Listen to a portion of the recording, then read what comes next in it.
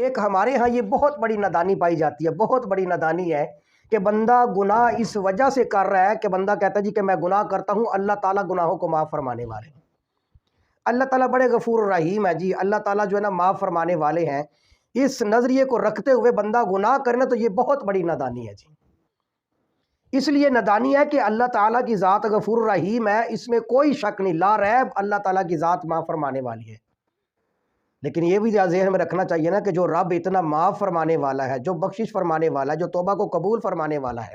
جو اتنا رحیم و کریم ہے، تو اس کی تو اور زیادہ اطاعت کرنی چاہیے، اور زیادہ فرما برداری کرنی چاہیے۔ لیکن اس وقت ایک سوچ بہت سارے مسلمانوں کے اندر یہ ہے کہ وہ گناہ کر رہے ہیں، وہ گناہ کرتے جا رہے ہیں، گناہ کرتے جا رہے ہیں، اور ذہن میں کیا چیز بٹھائی ہوئی ہے کہ اللہ تعالیٰ بڑے غفور رحیم ہے جی، اللہ تعالیٰ بخشنے والے، اللہ توبہ قبول کرنے والے ہیں۔ تو لہذا یہ سوچ رکھ کے گناہ کرنا یہ خود بہت بڑا گناہ والی بات ہے کہ بندہ اس نظریے سے گناہ کر رہا ہے کہ اللہ تعالیٰ معاف فرمانے والے ہیں۔ تو لہذا گناہوں سے انسان کو اپنے آپ کو بچا کے رکھنا چاہیے، اور جو سوچ رکھ کے گناہ کر رہے ہیں نا، ان کو سورہ نساء کی آیت نمبر 17 سے سبق لینا چاہیے۔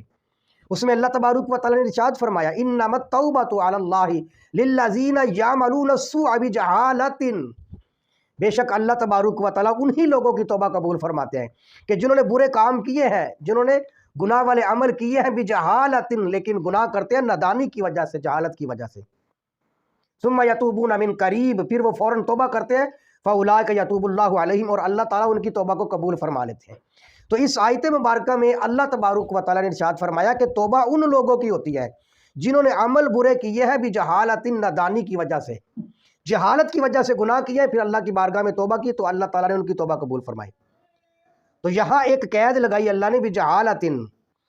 نادانی کی وجہ سے گناہ کیے ہیں۔ اور یہ اس وقت اگر کوئی بندہ یہ سوچ کر رکھ رہا ہے کہ بھی میں گناہ کر لیتا ہوں اللہ تعالیٰ معاف فرما دیں گے، تو یہ نادانی کی وجہ سے گناہ نہیں کر رہا، اسے تو پتہ ہے کہ میں گناہ کر رہا ہوں، اور یہ گناہ کرنے کا ارادہ بھی کر رہا ہے، اور ساتھ میں ایک اور ذہن میں چیز رکھی ہے اللہ تعالیٰ معاف فرما دیں گے۔ تو لہٰذا آیت مبارکہ بتا رہی ہے کہ بندے سے گناہ ہو جائے تو نادانی میں اللہ تعالیٰ معاف فرماتے ہیں،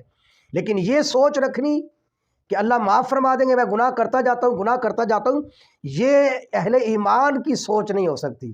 ایک مسلمان کی سوچ نہیں ہو سکتی، ایک مومن کی سوچ نہیں ہو سکتی۔ کیوں؟ اس لیے کہ جب اسے پتہ ہو کہ میرا رب اتنا بخشنے والا ہے، اتنا معاف فرمانے والا ہے، تو مسلمان تو اور زیادہ اللہ کی بارگاہ میں جھکنا شروع ہو جاتا ہے،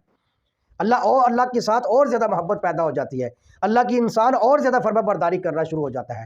تو لہٰذا یہ کہنا کہ بھی اللہ تعالیٰ بڑے غفور رحیم ہے اور بندہ اس نیت سے گناہ کرتا جائے، تو یہ بہت بڑی نادانی کی بات ہے۔ پھر اسی آیت مبارکہ کی اگلی آیت مبارکہ میں، یعنی 18 نمبر آیت مبارکہ کے اندر سورہ نساء میں اللہ پاک فرماتے ہیں وَلَيْسَتِ التَّوْبَةُ لِلَّذِينَ يَعْمَلُونَ السُّوءَ، ان لوگوں کی توبہ قبول نہیں ہوگی کہ جو توبہ کرنے لگے یہاں تک کہ ان کو موت کا وقت آ گیا